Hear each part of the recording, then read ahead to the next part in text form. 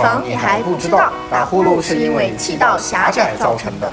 当我们入睡时，我们咽喉附近的肌肉会松弛下来，导致我们的气道变窄。呼吸时，空气通过狭窄的气道震动了软腭，于是就会产生呼噜声。以防你还不知道，呼噜打得响并不代表睡得香。单纯的将打呼噜与睡眠深度和质量划等号是不科学的。打呼噜会造成呼吸的暂停，严重时甚至造成憋气、中途憋醒，这些都会影响正常的睡眠规律，造成第二天精神欠佳、白天嗜睡的情况。所以打呼噜的人群睡眠质量普遍较差。以防你还不知道，不是只有胖子。在日常生活中，鼻炎、扁桃体肥大、脖子肌肉太发达、饮酒等因素都会导致气道狭窄。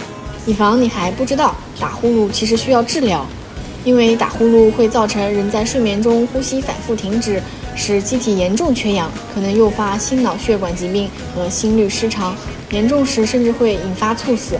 所以建议长期打呼噜的朋友到医院做一个检查。其实打呼噜最麻烦的是对身边人的影响，对身边人来说，呼噜声堪比睡眠酷刑。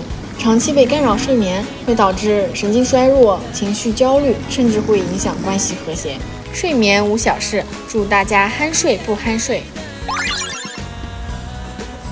要少消毒耶。